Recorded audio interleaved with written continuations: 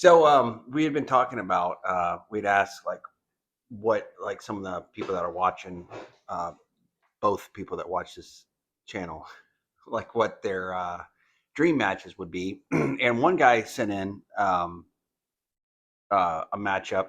We asked like who from the world class glory days, if you matched them up against somebody in the whatever any other era. So one person said that a good match he thinks would be John Cena against Harley Race, and that was one of the ones that like stuck out to me. I really think that would be good. I could see how obviously Harley Race is the heel, against John Cena.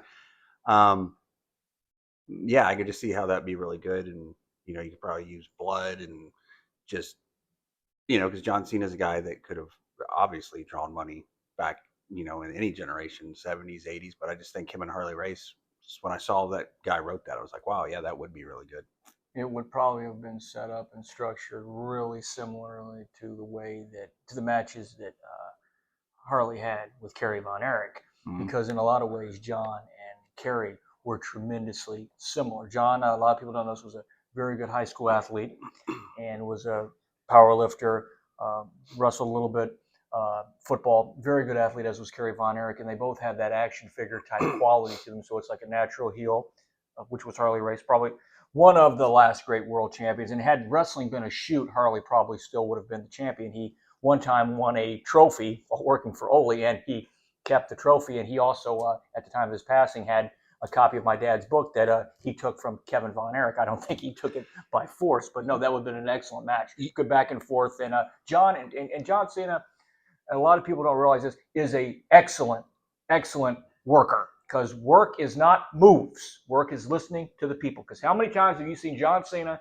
where the crowd will be to here, he'll bring them to here and bring them back up to here? Him and Shawn Michaels had what Dad referred to as the greatest babyface versus babyface match of all time. John, he never blows up.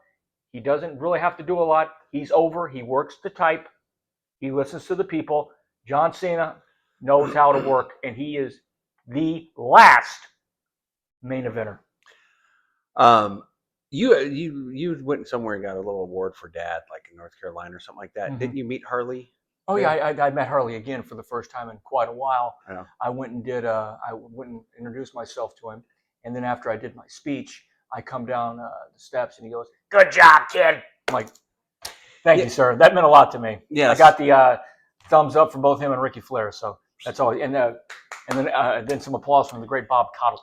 So yeah, and another guy wrote in. I don't think this is the same guy. It's so this is Vince Guzzi. So he wrote one, Gino Hernandez versus Stone Cold Steve Austin. And you said you like that one. That could be very good, but it's got to be done in the right way. Steve has to be a babyface, and Gino has to be a heel. And probably we wouldn't have done this back then, but now they would do it probably where he smashed Gino's limousine or something like that. But probably it would start off with Gino cutting down Steve and rednecks and people that drink beer and saying, "I don't drink beer, I only drink Dom Perignon and the finest of champagnes. Some of the women you run around with ain't too classy. Look what I have with me. You like that pickup truck and an ATV. I've got this 911 Porsche Targa and my Mercedes-Benz. And look at the way you dress in a hunting jacket. And I got a Brioni suit and a Xenia tuxedo." And probably would have happened where Steve ripped off Gino's tuxedo or something like that to get us to a point of heat. But that would have been between those two promos and between how over those guys were. They could have just stood there and looked at each other for probably 10 minutes before they would have had it touched. But you would have had to have booked it as Steve's the babyface, Gino's the heel, the aristocrat with the redneck, and Steve Austin. And he's one of the guys that really, Gino was not a great technical wrestler. Gino was a lot in the same vein as Roddy Piper and as Michael Hayes. Performer. They could go out there and just light a crowd. Yeah. And they could work, but they weren't going to be Ricky Flair or Shawn Michaels or Jack Briscoe, but they knew how to work. Steve Austin, on the other hand, I'm afraid, but this is the bad thing with Steve. He was a second biggest star we ever had next to Hulk Hogan, but he was just as the wrestling business. Right. He was just as good of a worker as he was he was elite class. He was right up there with Ricky Flair and with Bret Hart. And I think that people, and Sean, it gets overshadowed how good he was because of how over he was. Steve was, on a scale of 1 to 10 as far as a worker, he was 10. He was incredible. Funny story of, I think the only time I ever met Steve Austin was at the Metroplex Arena. So Dad was, this was in 1990 or 91. Yeah, when he refused to work for WCW. Yeah, so this was the end of 1990, beginning of 1991. And Steve Austin and Rod Price were working for Dad. And this was right around the time Ric Flair, that Jim Herd had told him to get a haircut. Yeah. And I had gotten a similar haircut to Ric Flair. Because Jim Herd told you to. Right, yeah. And it was just coincidence. I think it was just, it was just kind of a short chili bowl haircut, kind of like what Ric Flair had at the time. But anyways, funny story. The only time I ever met Steve Austin was him and Rod Price were watching the matches behind the stage at the Metroplex Arena. And I don't know if Dad introduced me to them or if I just went back and introduced myself to him. But I remember Steve Austin jokingly, and obviously he respected Ric Flair, but obviously he wasn't, I was a 10-year-old kid. He was joking. He was goofing on the Booker's haircut. Now that's a stand-up guy. See, sometimes you have to make waves. Well, yeah. So I met him and I had the little haircut, and he was kind of like picking on me, saying, "Hey, you got the Ric Flair haircut." So look at him over there with the Ric Flair haircut, both him and Rod Price. Yeah, I remember that. So, yeah. So, anyways, that's my only Steve Austin story. Real quick one. I'm looking for another question.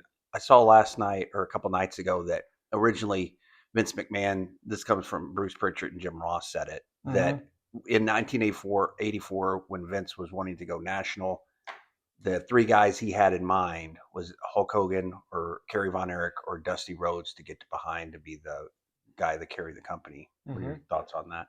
Well, if you were going to pick any of them, Kerry's probably the most logical because you're not going to have the problems with him that you would have had with the other two. Because Kerry tipped every box for what Vince wants. I mean, look at Kerry and look at the Ultimate Warrior. That's the kind of guy Vince wanted. Kerry was by far a better athlete than both of them. And the thing with him was he would do whatever you told him to do. That's very few main eventers are like that. But I would hate to. I don't think that Vince went wrong with choosing Hulk. Right. And Dusty, if Bruce said it, he was in the room. I wasn't, but. Dusty was a different. You'd have to. Yeah. If they said it happened. It's true. But no, I don't think that for that time in the WWF. I can't see Dusty part of the 1980s WWF scene because he was still blood and thunder, violent for the sake of violence. Well, every morning I'm thinking of you. So another question. Jethro McBride says. I don't know if it's a question. I guess it is.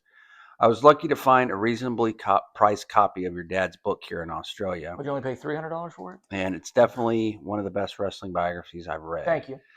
Do I wish that more people had a chance to read it? Sure. Is it cool? How rare it is? So he's asking, is it cool how rare it is? Yeah. Yes. Because we don't have a situation where we've got a bunch of unread, unwanted books sitting in a basement somewhere with 10,000 right outside copies. of New York City. You know who I'm talking to. Yeah. So here's a question. And thank you for liking the book. And Dad always loved Australia.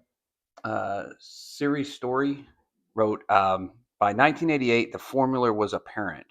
Freebirds, Adams, Adidas, Iceman Parsons had all started as friends. Then had turned on the Von Erichs. Had there ever been discussion of this having gotten stale for fans? Had there ever been discussions of this getting... You mean before we started referring to it as the Shawn Michaels betrayals? I don't know. I'm not understanding that. Saying that it's too obvious that every time somebody came in here to be friends with the Von Erichs. They must have left Chris Adams off that list. No, he's on there. Adams. He's the first one, yeah. Well... By that point in time, by 1988, it had gotten, first of all, I was only a small child, but I was never for bringing the Freebirds back in here after they left here in middle of 84. Because in all honesty, think about this. They came in here as baby faces. Dad originally wanted to bring them in as heels. It was Fritz Von Erich that said, can you bring them in as baby faces first? Dad acquiesced. That's one of the Fritz never really threw his weight around, but Fritz made that request. And Dad acquiesced to it, and it worked out better. Acquiesced? Yeah, okay. Worked out better. So by the time that they took off out of here, it's like November, December 84, they had already been here nearly 2 years. And once someone's already been at a place 18 months, especially back then, you were mired of looking at them. Now, someone might say, well, Jay, your father continued to work with the Von Erichs from 1970 whatever until he left in 88. That's one thing. When it's the same three guys working with the same three guys, that's one thing. When it's one kingpin heel bringing in different guys to work, then it's a completely different thing. But as far as the other stuff, we always kept a small crew here anyway. And with the houses being down, it was harder to bring other guys in here. But that did seem to become kind of formulaic, didn't it? Yeah, I see what. Yeah, no, yeah, it does. Yeah, it kind of became predictable. Yeah, I guess what you're saying. And it does, particularly if you have the same crew of baby faces in. But we were yeah, he's right. We were a special type thing here. We didn't really have, and I also have to keep this into consideration when you're talking about Dallas. It's not like Florida was or the Carolinas where you had multiple separate entity baby faces. Here, this was just a different thing, and unless you were around back then, it's kind of hard to understand it.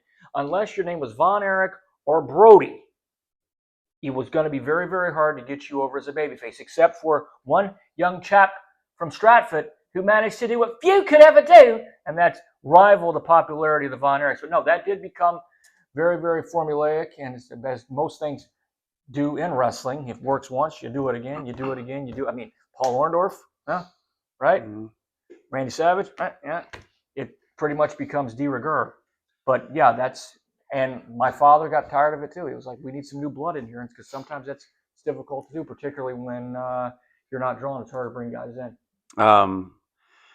Got a question here. Hi, fellas. Thank you so much for these videos. Would you guys consider doing a video on Gino? I know his passing deeply affected your dad, and I'd be curious to know what your experiences were like being around him. All the best to you. All the best to you both, and thank you again for keeping your dad's memory alive for us all.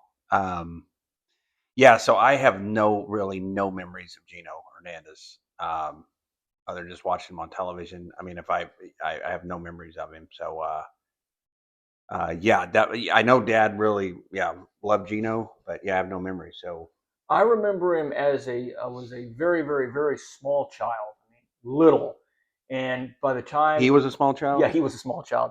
By the time my memories of him began pretty early, because he would come over to the town home quite oftenly when Dad was the booker here the first time.